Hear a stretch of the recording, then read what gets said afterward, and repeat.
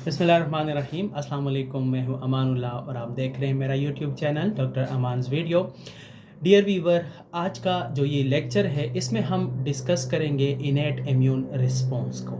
इसका मतलब ये है कि जो इनेट इम्यूनिटी है वो किस तरह रिस्पॉन्स करती है जब बाहर से कोई फॉरेन इन्वेडर आता है, यानी कोई पैथोजन आता है ह्यूमन बॉडी में। तो ह्यूमन के इम्यून सिस्टम का जो इनेट इम्यून सिस्टम है या जो इनेट इम्यूनिटी है वो किस तरह उसको रिस्पॉन्स करता है। तो आज के वीडियो में हम इन सारे फैक्टर्स को डिस्कस करेंगे। थोड़ा सा मैं आपको पिछले लेक्चर से कनेक्ट करूंगा। पिछले लेक्चर्स में हमने ये चीज़ें डिस्कस की थी कि इम्यूनिटी को हम दो टाइप्स में डिवाइड करते हैं। उसमें एक इनेट इम्यूनिटी है और एक एडॉप्टिव इम्यूनिटी है। फिर इनेट इम्यूनिटी के कंपोनेंट को हमने डिस्कस किया था कि जितने भी component of the innate immunity है उनको हमने 3 ग्रुप्स में डिवाइड किया था। एक उसमें हमने जिक्र किया था बैरियर का, जो एपिथेलियल बैरियर है यानी स्किन और म्यूकस मेम्ब्रेन, जिसका डिटेल हम लेक्चर 2 और 3 में कर चुके हैं। ठीक है। फिर हमने कहा था कि दूसरा जो कंपोनेंट है या दूसरा ग्रुप ऑफ कंपोनेंट जो है वो सेल्स है। कुछ सेल सर्कुलेशन में होते हैं यानी ब्लड में या लिम्फ में, और कुछ सेल टिश्यू में प्रेजेंट होते हैं। सर्कुलेशन में जो मोस्ट इंपॉर्टेंट सेल है इनेट इम्यूनिटी के वो न्यूट्रोफिल है, मोनोसाइट्स है और एसिनोफिल है और बेसोफिल्स है। और जो टिश्यू में सेल्स हैं उसमें डेंड्रिटिक सेल्स हैं, मैक्रोफेजेस है और मास्ट सेल है। तो ये सेलुलर पार्ट है या सेलुलर कंपोनेंट है इनेट इम्यूनिटी का। इसके बाद हमने जिक्र किया था कि कुछ सॉल्युबल प्रोटीन भी ऐसे हैं जो इनेट इम्यून सिस्टम का कंपोनेंट है और वो इनेट इम्यून रिस्पॉन्स में पार्ट प्ले करेंगे। उसमें कॉम्प्लीमेंट सिस्टम ऑफ प्रोटीन है, यानी कि पूरे 20 प्रोटीन हैं जो मिलके एक सिस्टम बनाते हैं, उसे हम कॉम्प्लीमेंट सिस्टम कहते हैं। इसके अलावा सी रिएक्टिव प्रोटीन है, मेनान बाइंडिंग लेक्टिन है, इसके अलावा और भी प्रोटीन है। ये सारे सॉल्युबल प्रोटीन है। तो ये 3 कंपोनेंट है इनेट इम्यूनिटी के। अब क्वेश्चन ये है कि जब बाहर से पैथोजन आ जाता है तो इनेट इम्यून किस तरह रिस्पॉन्स करता है। तो सबसे पहला रिस्पॉन्स जो हम कई बार डिस्कस कर चुके हैं वो है बैरियर पे, यानी जो स्किन और म्यूकस मेम्ब्रेन जो एज अ बैरियर काम करते हैं कि वो माइक्रो ऑर्गेनिजम्स को, पैथोजन को बॉडी के अंदर आने ही नहीं देते। तो सबसे पहला रिस्पॉन्स तो ये हुआ। लेकिन किसी भी तरह से जब ये पहला बैरियर जो है इसको ब्रीच करके माइक्रो ऑर्गेनिजम्स आपके सबक्यूटेनियस टिश्यू में आ जाते हैं, तो फिर उसके बाद जो सेलुलर कंपोनेंट है यानी जो टिश्यू में सेल प्रेजेंट्स है जैसे डेंड्रिटिक सेल, मैक्रोफेजेस और मास्ट सेल, तो उनका काम शुरू हो जाता है। वो क्या करते हैं कि वो सबसे पहले इस पैथोजन को रिकॉग्नाइज करते हैं। पैथोजन को कैसे रिकॉग्नाइज करता है इम्यून सिस्टम? हमने ये पढ़ा था कि पैथोजन के सरफेसेस पे पैथोजन एसोसिएटेड मॉलिक्यूलर पैटर्न होते हैं, जैसे पेप्टिडोग्लाइकन है, लिपोपॉलीसेकेराइड है, काइटन है। तो ये मॉलिक्यूलर पैटर्न है, ठीक है, जो पैथोजन के साथ एसोसिएटेड है। ह्यूमन बीइंग के नॉर्मल सेल्स में ये पैटर्न प्रेजेंट नहीं होते। तो हमारे जो सेल है उनके पास रिसेप्टर होते हैं और वो उन रिसेप्टर के थ्रू इन पैथोजन एसोसिएटेड मॉलिक्यूलर पैटर्न को रिकॉग्नाइज करता है, और उन रिसेप्टर को हम कहते हैं पैटर्न रिकॉग्निशन रिसेप्टर्स। ये मैक्रोफेजेस पे भी होते हैं और ये डेंड्रिटिक सेल्स पे भी होते हैं, मास्ट सेल्स पे भी होते हैं, और दूसरे जो कंपोनेंट है सॉल्युबल कंपोनेंट पे भी पैटर्न रिकॉग्निशन रिसेप्टर होते हैं। तो पैटर्न रिकॉग्निशन रिसेप्टर जैसे ही पैथोजन एसोसिएटेड मॉलिक्यूलर पैटर्न को रिकॉग्नाइज करते हैं तो जो ये सेल है ये एक्टिवेट हो जाता है। ठीक है, जैसे लेट से हम मैक्रोफेज का एग्जांपल लेते हैं कि मैक्रोफेज ने रिकॉग्नाइज किया, तो जैसे ही मैक्रोफेज रिकॉग्नाइज करता है मैक्रोफेज को सिग्नल मिलते हैं कि ये तो डेंजर है, आप एक्टिवेट हो जाए। तो जब मैक्रोफेज एक्टिवेट होता है तो वो 2 काम करते हैं। पहला काम, वो उसी ऑर्गेनिजम्स को, माइक्रो ऑर्गेनिज्म को जिसको उसने आइडेंटिफाई किया, रिकॉग्नाइज किया होता है, उसको फेगोसाइटोस्ट करने की यानी इनगल्फ करने की कोशिश शुरू कर देता है, और साथ ही साथ वो केमिकल सिक्रीट करता है, ठीक है, जिसको हम साइटोकाइन कहते हैं। ठीक है, साइटोकाइन का हम जिक्र करते हैं आगे, ठीक है, कि वो साइटोकाइन क्या काम करते हैं। अब पहले थोड़ा सा फेगोसाइटोसिस को डिस्कस करते हैं। आपने डेफिनेटली पिछली क्लासेस में पढ़ा होगा। फेगोसाइटोसिस में होता क्या है कि ये जो मैक्रोफेज है या डेंड्रिटिक सेल है ये अपने इस पैथोजन को इनगल्फ कर लेता है साइटोप्लाज्म में एक वेजिकल के शक्ल में। उस वेजिकल्स को हम फेगोसोम कहते हैं।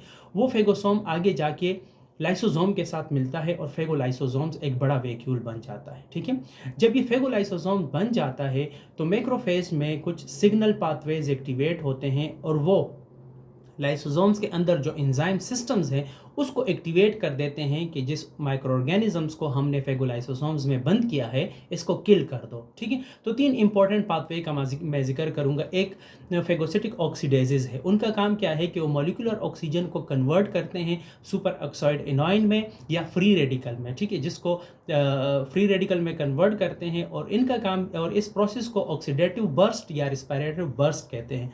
ये फ्री रेडिकल और सुपर ऑक्साइड एनाइन जो है ये माइक्रो ऑर्गेनिजम्स को किल करते हैं। ठीक है, दूसरा एक एंजाइम है इंड्यूसिबल नाइट्रिक ऑक्साइड सिंथेटेज।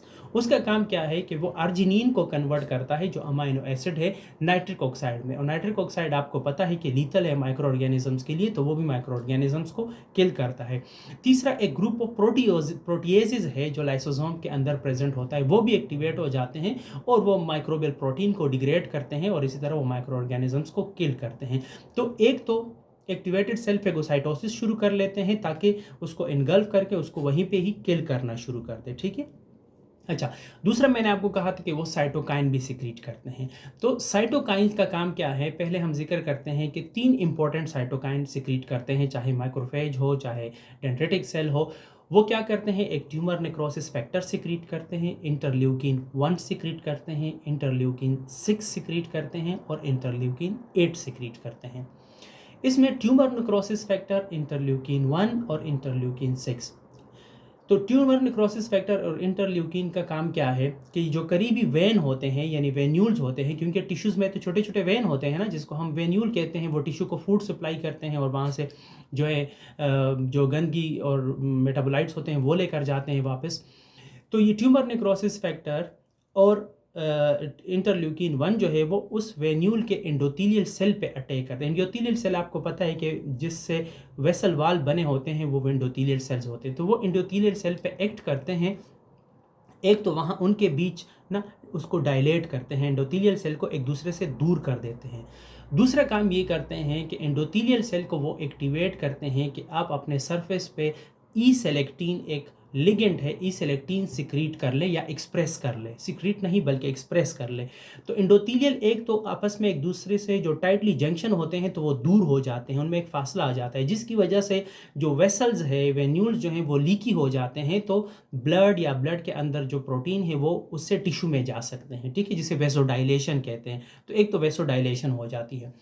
दूसरा, जब वो अपने सरफेस पे सेलेक्टिन एक्सप्रेस करते हैं तो न्यूट्रोफिल और मोनोसाइट जो ब्लड में नॉर्मली घूमते हैं उनके सरफेसेस पे सेलेक्टिन लिगेंड्स होते हैं, तो वो सेलेक्टिन लिगेंड्स के ज़रिए इन सेलेक्टिन के साथ बाइंड हो जाते हैं। ठीक है, जब ये सेलेक्टिन के साथ बाइंड हो जाते हैं तो ट्यूमर नेक्रोसिस फैक्टर और इंटरल्यूकिन 1 इन न्यूट्रोफिल मोनोसाइट्स को मज़ीद एक्टिवेट करते हैं, और न्यूट्रोफिल और मोनोसाइट्स जो हैं वो क्या करते हैं कि वो इंटीग्रीन एक्सप्रेस करते हैं। इंटीग्रीन प्रोटीन रिसेप्टर है, वो इंटीग्रीन एक्सप्रेस करते हैं अपने सरफेस पे, और इंटीग्रीन के लिए रिसेप्टर प्रेजेंट होता है एंडोथीलियल सेल पे। ठीक है, जिसे आईकेम कहते हैं, इंटरसेलुलर एडहेजन मॉलिक्यूल।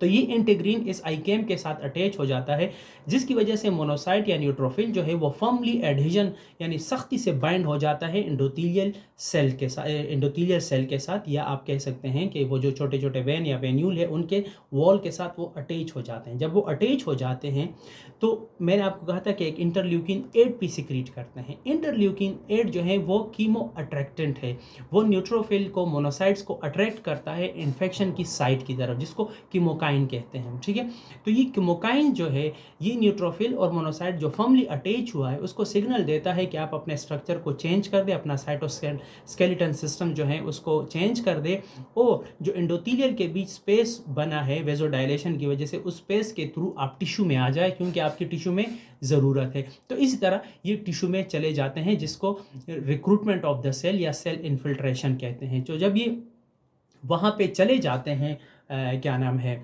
टिश्यू में, तो न्यूट्रोफिल और मोनोसाइट्स जो है ये वहाँ पे फेगोसाइटोसिस का काम शुरू कर देते हैं, क्योंकि मोनोसाइट्स जो हैं वो जब टिश्यू में चला जाता है तो मैक्रोफेज में कन्वर्ट हो जाता है, और न्यूट्रोफिल भी फेगोसिटिक सेल्स है।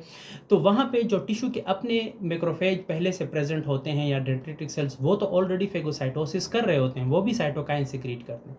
तो जब ये पहुँच जाते हैं तो ये भी साथ में फेगोसाइटोसिस शुरू कर देते हैं, और ये भी इनगल्फमेंट भी करते हैं और साथ में साइटोकाइन भी सिक्रीट करते हैं, tumour necrosis factor, interleukin 1, interleukin 8।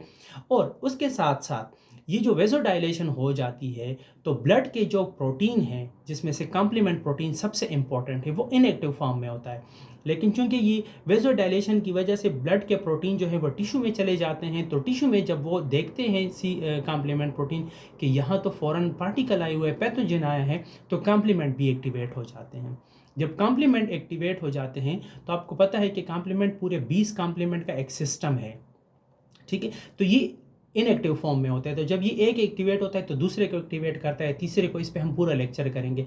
इसी तरह ये सारे 20 प्रोटीन एक्टिवेट हो जाते हैं। जब ये एक्टिवेट हो जाते हैं तो एक तो ये मेम्ब्रेन अटैक कम्प्लेक्स बना लेते हैं, एक पाइप नुमा सिलेंडर नुमा स्ट्रक्चर बनाते हैं जिसको हम मेम्ब्रेन अटैक कम्प्लेक्स कहते हैं। वो उस पैथोजन के सेल वॉल में होल करता है ताकि उसको ऑस्मोटिक प्रेशर डिस्टर्ब करके उसको किल कर दे। दूसरा काम ये सी रिएक्टिव प्रोटीन ये करते हैं कि जब ये एक्टिवेट हो जाते हैं तो ये 20 कंपोनेंट जो हैं ये डिवाइड हो जाते हैं, तो ये बहुत ज़्यादा कंपोनेंट बना लेते हैं, ठीक है। तो इसके कुछ कंपोनेंट क्या करते हैं कि वो पैथोजन के साथ अटैच हो जाते हैं और पैथोजन को खींचते हैं फेगोसाइट की तरफ, क्योंकि जो फेगोसाइट्स है यानी मैक्रोफेजेस, डेंड्रिटिक सेल, न्यूट्रोफिल, उनके सरफेसिस पे इस सी रिएक्टिव प्रोटीन के लिए रिसेप्टर प्रेजेंट होते हैं। तो ये सी रिएक्टिव प्रोटीन उसको खींचता है फेगोसाइट की तरफ, फेगोसाइट उस सी रिएक्टिव प्रोटीन की मदद से उस माइक्रो ऑर्गेनिज्म को इनगल्फ करता है और इस प्रोसेस को हम ऑप्सोनाइजेशन कहते हैं। मैंने पिछले लेक्चर में डायग्राम के साथ इसको एक्सप्लेन किया है। तो एक ये मैक बनाते हैं जिसकी वजह से डायरेक्ट किलिंग करता है न्यूट्रोफिल, दूसरा ये ऑप्सोनाइजेशन करते हैं, तीसरे कुछ कंपोनेंट ऐसे हैं न्यूट्रोफिल के कॉम्प्लीमेंट सिस्टम के कि वो एज अ कीमोकाइन काम करते हैं, यानी बाकी न्यूट्रोफिल और मोनोसाइट्स को भी अट्रैक्ट करना शुरू कर देते हैं, ठीक है। और इसके साथ साथ जो इंटरल्यूकिन 1 और इंटरल्यूकिन 6 का हमने जिक्र किया था, तो इंटरल्यूकिन 6 क्या करता है कि वो ब्लड में शामिल होकर लिवर तक जाता है और वो लिवर को कहता है कि भाई जनाब बाहर से एक पैथोजन आया है, आप कॉम्प्लीमेंट और दूसरे प्रोटीन को सिक्रीट कर ले ताकि वो जाके उसकी किलिंग में मदद कर ले। तो वो लिवर जो है वो कॉम्प्लीमेंट को भी सिक्रीट करता है, सी रिएक्टिव प्रोटीन को सिक्रीट करना शुरू कर देता है और इसके अलावा कोई 15 प्रोटीन और है जिनको वो रिलीज़ करना शुरू कर देता है लिवर। और इस लिवर के इस रिस्पॉन्स को कहते हैं एक्यूट फेज रिस्पॉन्स, और इस रिस्पॉन्स में जितने प्रोटीन सिक्रीट होते हैं उन प्रोटीन को हम कहते हैं एक्यूट फेज प्रोटीन। तो ये एक्यूट फेज प्रोटीन जब लिवर सिक्रीट करता है in response to the action of interleukin 6, तो ये सारे प्रोटीन भी ब्लड में जाते हुए रास्ता ढूंढते हैं, तो जहाँ इनको वेजोडाइलेटिव स्ट्रक्चर मिलता है वहाँ से ये होते हुए चले जाते हैं टिश्यू में। और टिश्यू के अंदर ये लोग क्या करते हैं, जैसे सी रिएक्टिव प्रोटीन की मैं एक एग्जांपल दे दूँ। सी रिएक्टिव प्रोटीन ये करता है कि ये बाइंड हो जाता है माइक्रो ऑर्गेनिज्म के साथ, ठीक है। और सी रिएक्टिव प्रोटीन के रिसेप्टर प्रेजेंट होते हैं फेगोसाइट्स पे, जिस तरह मैक्रोफेज है, डेंड्रिटिक सेल्स है, तो ये भी वही काम करता है, ये माइक्रो ऑर्गेनिज्म को खींचता है फेगोसाइट्स की तरफ। फेगोसाइट के सरफेस पे सी रिएक्टिव प्रोटीन का रिसेप्टर होता है, तो वो सी रिएक्टिव प्रोटीन की मदद से उसको इनगल्फ कर लेता है और इस प्रोसेस को ऑप्सोनाइजेशन कहते हैं। तो सी रिएक्टिव प्रोटीन और मेनान बाइंडिंग प्रोटीन जो है ये भी एक तो ऑप्सोनाइजेशन शुरू कर लेते हैं, फेगोसाइटोसिस को इन्हांस करते हैं।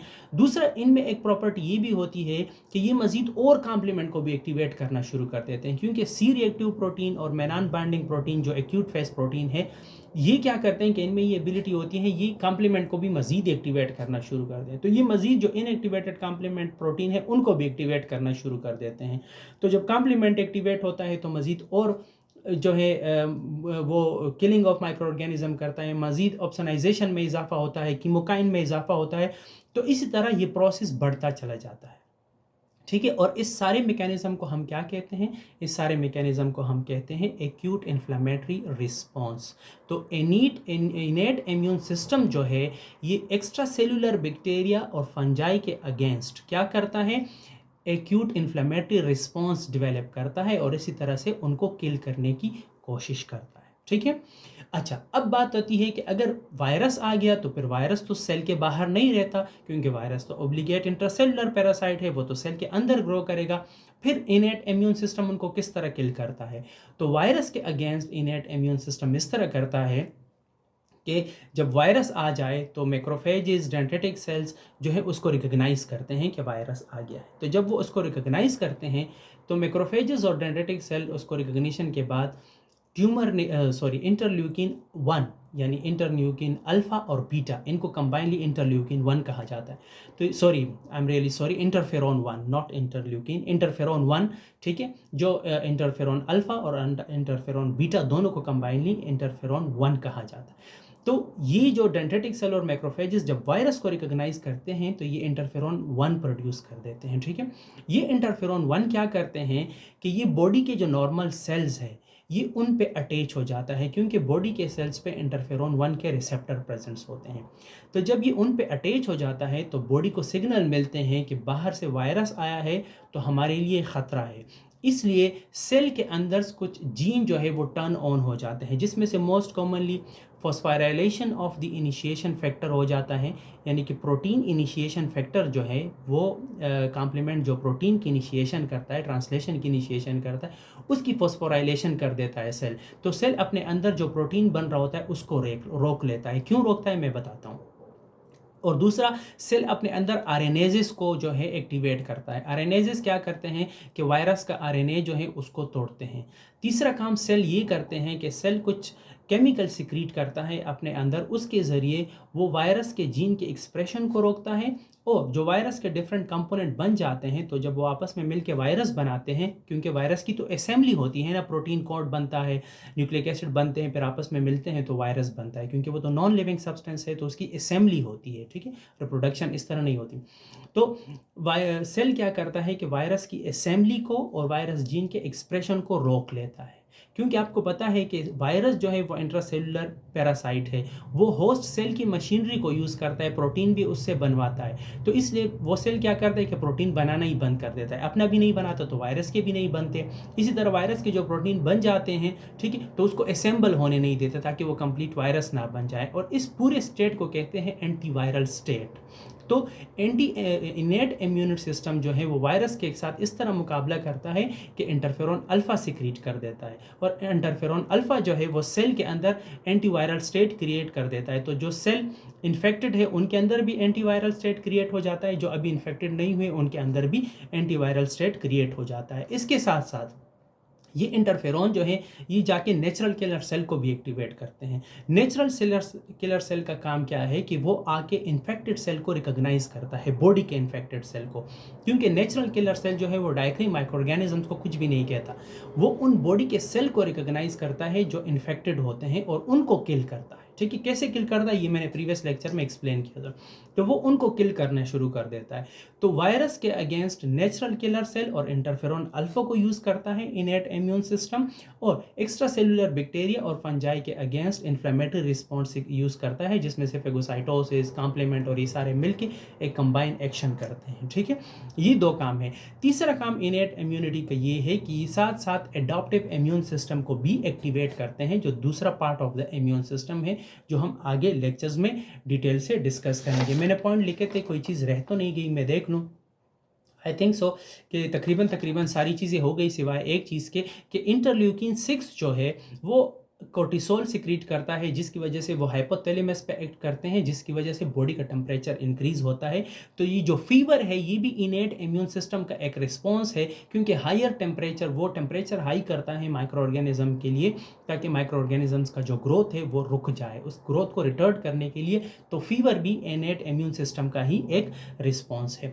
अच्छा, जब माइक्रो ऑर्गेनिज्म किल हो जाए तो ये जो मैक्रोफेजेस है, डेंड्रिटिक सेल्स जो हैं, तो ये खुद फिर इनहिबिटरी मैकेनिज्म के थ्रू इन सारे सेल्स को सिग्नल देना शुरू कर देता है। जैसे इंटरल्यूकिन 10 सिक्रीट करते हैं, इंटरल्यूकिन 10 जाके सारे सेल्स को कहता है कि जनाब खतरा ख़त्म हो गया, अब आप जो हैं अपने अपने पोजीशन पे वापस चले जाए। न्यूट्रोफिल को कहता है कि भाई आप इंटीग्रीन ना एक्सप्रेस करना शुरू कर दें। एंडोथेलियल सेल को कहता है कि आप आई के सेलेक्टिन को से एक्सप्रेस करना बंद कर दें। ठीक है, कॉम्प्लीमेंट लिवर को कहता है कि मज़ीद कॉम्प्लीमेंट ना बनाएं, मज़ीद सी रिएक्टिव प्रोटीन बनाने की ज़रूरत नहीं है क्योंकि ख़तरा ख़त्म हो गया। तो इसी तरह जो इनेट इम्यून सिस्टम है ये सेल्फ रेगुलेटरी सिस्टम भी है, थ्रू नेगेटिव इनहिबिटरी मैकेनिज्म ये अपने आप को फिर मेंटेन भी करता है। आई होप कि जो बड़े बड़े पॉइंट थे तकरीबन वो मैंने सारे कवर कर लिए। इसके अलावा हम जितने भी डिटेल में जाएं, सिर्फ एक मास्ट सेल को ही अगर हम डिस्कस करते रहें तो तकरीबन 20 लेक्चर उस पर हो सकते हैं। बहरहाल आई होप कि ओवरव्यू आपको अच्छा लगा होगा। अगर आपको फ़ायदा हो रहा है तो प्लीज़ मेरे चैनल को भी सब्सक्राइब कर दें, बेल आइकन को भी हिट कर दें, और बहुत ज़्यादा शुक्रिया मेरा चैनल देखने के लिए। फ़ी अमान अल्लाह।